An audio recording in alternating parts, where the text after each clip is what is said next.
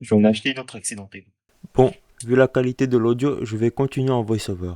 Bienvenue sur ce nouveau projet 206, que j'ai acheté à 300 €, qui est de 2004 et sera la remplaçante de l'Opel Tigra qui en ce moment me fait beaucoup de caprices. Bon, alors cette 206 qui a eu un choc avant est sur l'aile arrière droit, mais au niveau intérieur, elle est très propre, et pas d'airbag qui a sauté. Au niveau moteur, c'est le 1.4 HDI et de ce que m'a dit le propriétaire, le moteur tourne. Sauf que je n'ai ni la batterie et ni assez d'huile dedans. Abonne-toi, laisse le pouce bleu pour soutenir cette petite chaîne et dites-moi en commentaire si vous voulez plus de voitures accidentées. Bon, je vais commencer à me faire de l'espace et j'enlève l'entrée du filtre à air. Ensuite au plastique et à la calandre. Au phare gauche et en enlevant le cache du bocal de direction assistée, je me rends compte que le bocal est fissuré au niveau de la durite. Ensuite, ce qui reste du phare droit. Et à la face avant et l'ouverture du capot et la durite supérieure du radiateur.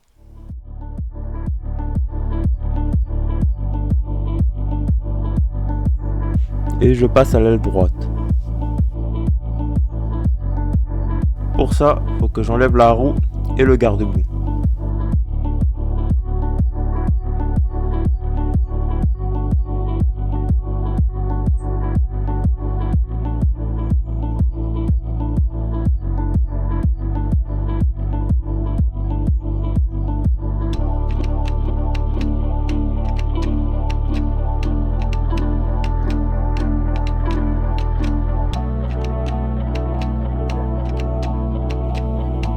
Au pare-choc que je pense réutiliser.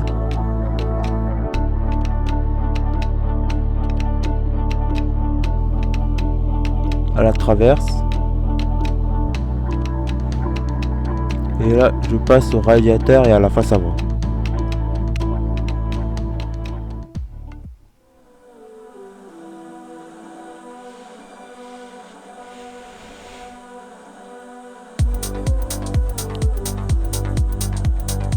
Et je passe au support de phare et pour l'enlever, j'utilise une mèche et un burin. Faut percer au niveau des points de soudure.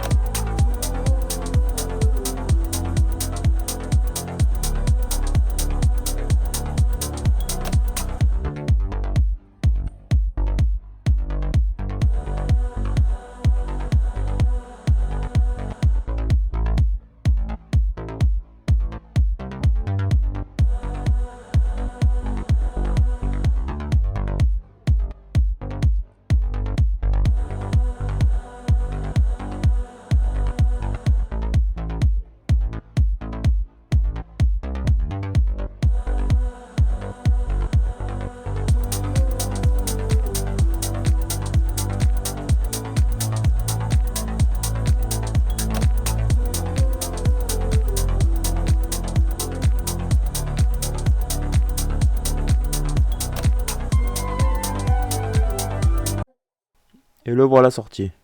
Je commence à faire tout l'entretien. J'enlève le cache moteur et j'enlève les 3 vis du cache et le filtre à air. Ensuite, je vais essayer d'enlever les 2 boulons de conduite de clim qui passent dans l'habitat. Mais le boîtier du filtre à air me dérange, donc je le vire. Et une fois enlevé, j'ai enfin l'espace pour le démonter. Et je passe ensuite au filtre à gasoil. J'enlève l'ancien et je remets un neuf. Et après ça, je change le filtre d'habitacle. Et il était temps de le changer. Maintenant, je lève la voiture, j'enlève la roue, j'enlève la protection. Et j'ai fait ce plan juste pour cette vis. Et je peux enfin sortir les conduites de clim. Et je m'occupe de la courroie d'accessoires et je passe à la pompe de direction assistée. Je l'enlève, ensuite je déballe la nouvelle seconde main qui provient d'une version essence. Et je remets la protection et je la remonte. Je remets les conduites, et il y avait ce petit bitonnier. Et au moment de l'installation, je remarque qu'il y a une fissure. Je verrai ça plus tard à la courroie d'accessoires. Elle est un peu craquelée, mais je vais quand même la réutiliser. Et après quelques essais, je n'arrive pas à la mettre. Je commande une plus grande. Je passe à l'huile moteur. Et voilà pourquoi je n'ai pas démarré. J'enlève le cache moteur et j'enlève le bouchon. Et je passe ensuite au filtre à huile. Je remets le bouchon et enfin je peux remettre de l'huile dedans. Bon, maintenant la mécanique est... Nope, le micro a toujours décidé de ne pas marcher. Et de ce que je disais, la mécanique est prête en grande partie. Il manque juste la durite de la pompe, la courroie d'accessoires. Et c'est le moment que tout le monde attend, c'est de savoir comment je fais avec le support de phare. On va continuer et je commence sur la face avant. Car c'est cette pièce qui va me dire comment mettre le support de phare. Et heureusement, j'en ai un deuxième. Car les deux pieds sont cassés sur l'autre. Et sur celui-là, j'en ai un sur deux. Ça fera l'affaire pour me guider. Et je remonte celui-là. Et pour me faire de l'espace, j'enlève le calculateur, les câbles et les masses. Et je mets le support de phare. Et où je peux, je mets des vis. Et là, je me rends compte que ça ne va pas ici. Il faut que je nettoie toutes les restes de soudure de l'ancien passage à la disqueuse.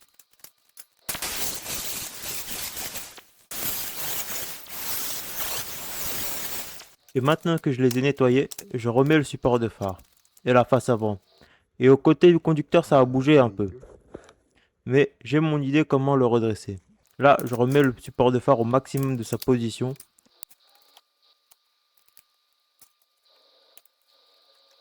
Et pour être sûr que je remets la traverse, le phare et l'aile approximativement. Une fois que tout est bon, et je sais de combien il faut que je pousse le support de phare gauche, je démonte le tout, je remets la roue. Alors, comment je vais pousser le support? J'ai à la disposition un chariot élévateur. L'idée est un peu bancale, mais ça peut marcher. Et pour ça, je dois la pousser à l'avant. Oups, un peu trop. Et là, je pousse avec le chariot élévateur.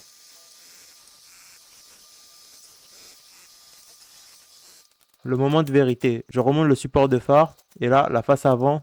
Et bonne nouvelle, j'ai eu besoin que d'une passe pour la remettre à sa place. Et trouve des vis tombent pile poil devant en face. Mais en haut est un peu écarté. Mais je pense quand je remettrai les vis d'en face, ça va se rapprocher, mais on verra le moment venu. Je la pousse dans son emplacement, et je remonte la traverse, les phares, et le moment venu de le préparer et de le percer à peu près où les anciens étaient. De meuler et de les positionner au bon endroit. Et c'est le moment de souder. Alors, je tiens à préciser que c'est la première fois que je soude.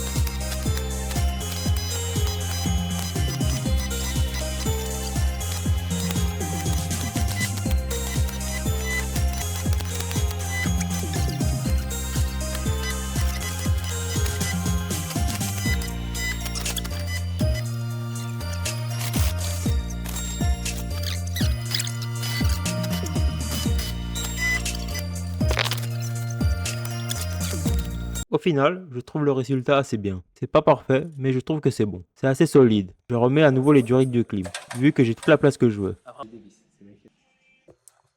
Et je déplace tout sur la bonne face. Le bocal de clim et le ventilateur et la montre sur la voiture. Et toutes les vis tombent en face. Pas eu de décalage. Et je mets le radiateur de clim et je prépare le radiateur. À mettre les bouchons sur tous les raccords. Et je l'installe. Et je continue avec les tuyaux, les supports. Et je remets les masses. Je reconnecte le calculateur. J'ai tenté de mettre le phare, mais avant, il faut que je mette la traverse. Et je peux mettre les phares. Et je les connecte en même temps. Et je peux enfin passer à la carrosserie. Et je commence avec l'aile.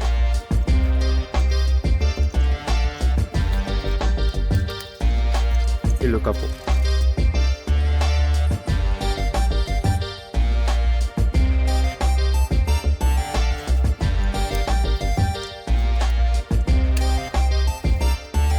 J'ai trouvé la solution pour le tuyau de direction assistée. Je vais juste le couper et lui mettre le collier. Et j'ai reçu aussi ma nouvelle courroie qui est plus longue. Mais je ne vous mets pas l'extrait car ça ne passe pas. Je vais voir pour démonter juste le bocal et le mettre sur la pompe d'origine. J'enlève la languette et je tape dans l'autre sens jusqu'à ce qu'il sorte du réservoir. Et juste pour confirmer ma théorie, j'ai sorti le mètre. Et la pompe que j'ai achetée fait 13,5 cm. Et celle d'origine fait que 12,5 de diamètre. Je démonte le réservoir et je la monte sur la pompe d'origine. Et remontage de la pompe et je remets la courroie. Et je mets cette couverture. Et je remets tous les tuyaux au boîtier du filtre à air. Et je le serre au couvercle, au tuyau d'entrée, à la durite du radiateur, au support de batterie. Et j'ai aussi reçu le bouchon pour le radiateur. Je mets le liquide de direction et aussi à la durite du bas du radiateur. Et je peux enfin le remplir de liquide de refroidissement. Oui, j'ai un peu abusé sur la quantité, 10 litres, le remplis et ensuite je passe au connecteur. Ce qui me reste est au cache moteur et au garde-boue. Et je vérifie une dernière fois l'huile moteur et j'en rajoute. Et la dernière pièce, une nouvelle batterie. Et enfin, le premier démarrage. Et elle démarre et tourne bien. Ah, Et je crois savoir c'est quoi le problème. Je n'ai pas amorcé le système. Bon, deuxième essai. Et ça se coupe encore. Et j'appuie encore plus sur la poire d'amorçage. Et la troisième fois, c'est la bonne. Et quelle bonne nouvelle de savoir que le moteur est en bonne santé. Et en plus, la voiture me parle en italien. Grazie. Et je rajoute du liquide de refroidissement et le cache de la batterie. Et avant de mettre le pare-choc, je dois m'occuper des connecteurs de feu de brouillard. Et je vais essayer ces connecteurs où il faut juste les chauffer. Et le temps que ça refroidit, je m'occupe à transférer la plaque constructeur. Et je mets le cache moteur. Et maintenant au pare-choc, je commence à connecter les feux de brouillard et je monte le pare-choc. La voilà enfin terminée. Alors combien m'a coûté ce projet? La voiture 300 euros. Le support de phare 25 euros. L'aile capot gris 100 euros. Radiateur de clim, conduite, pompe de direction assistée, face avant, traverse 100 euros. Radiateur 35 euros. Batterie 65 euros. Divers pièces pour 100 euros. Au total 725 euros. Je commence à démonter la calandre. Ensuite, je sépare les pièces en enlevant la vis et je récupère juste la partie que je vais repeindre. Après, je vais m'occuper de lever la voiture. Oui, la jante elle a bien tapé.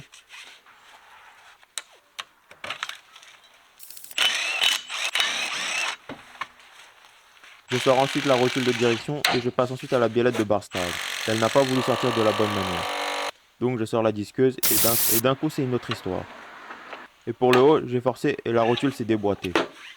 Et je finalise à la disqueuse. Et j'installe la nouvelle biellette. Et au final, cette rotule de direction est en très bon état. Passe de l'autre côté, je sors la rotule. Et même galère pour la biellette, je découpe tout pour la sortir. Et remets la nouvelle.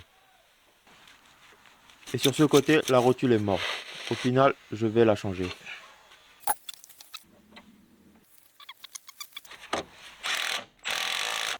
Voilà.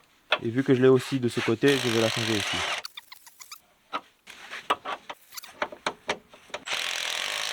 Et tu sais, ça, c'était les jantes de la 206.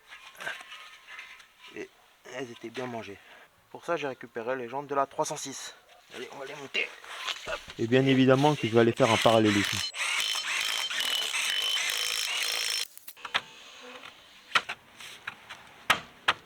Je passe maintenant à la peinture des pièces. Je dégraisse et je passe à la peinture et au vernis.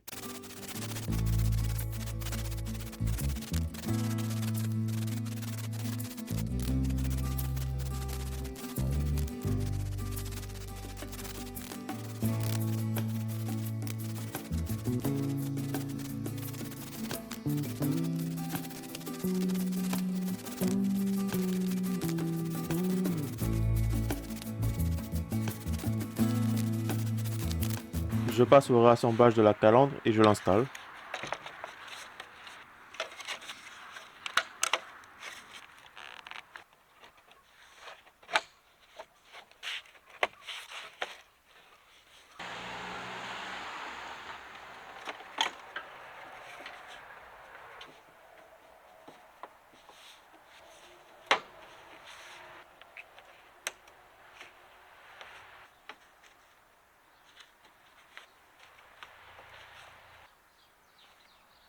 Ensuite à la pièce du coffre.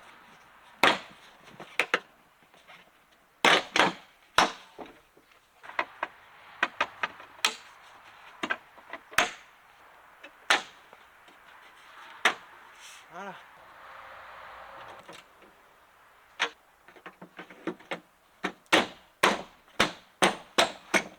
J'ai enfin lavé la voiture et j'ai fait aussi le parallélisme. Après ça, je m'occupe du mécanisme de porte et comme on peut l'avoir, je ne peux pas fermer la voiture avec la clé. Je démonte le panneau de porte et je sors le mécanisme.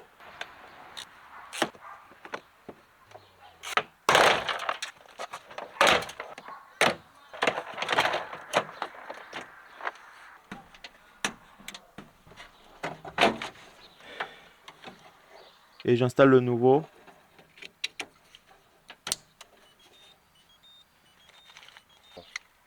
Ah, là, c'est fermé. Et le nouveau fonctionne impeccable. Je procède au remontage et ça fonctionne à nouveau. Ok. Vu que le panneau de porte est démonté, je change aussi les enceintes. Et c'est... Et comme on le voit ici, il était temps de les changer. Et je l'ai remplacé par du neuf et je le fais de l'autre côté.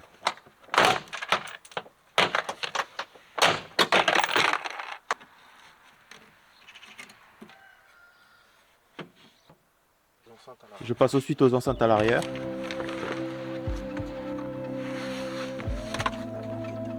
Deuxième banquette arrière.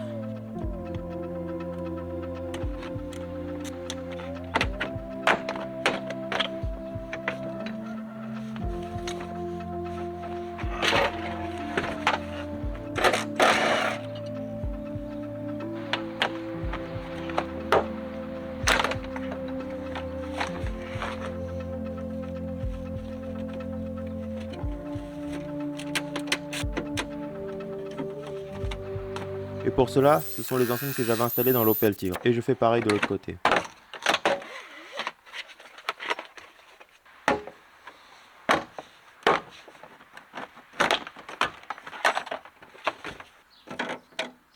Et avant, j'essaie de voir si je peux repousser la tôle.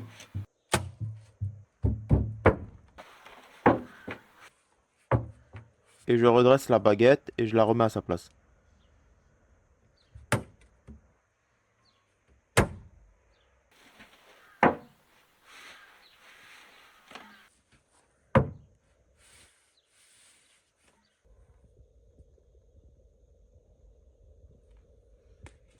Bon, ce n'est pas parfait, mais c'est mieux. Je repasserai pour résoudre la section du bas. Et j'installe la dernière enceinte. Je passe ensuite à la radio, j'enlève la façade.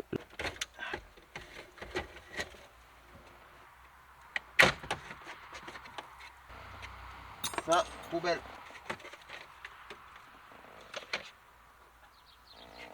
J'installe la grille de la radio et je réinstalle la façade.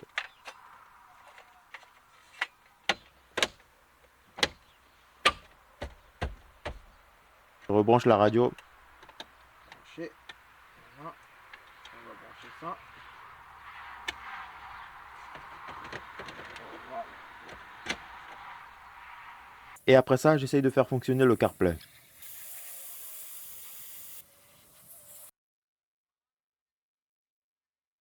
Et je peux tester aussi les nouvelles enceintes.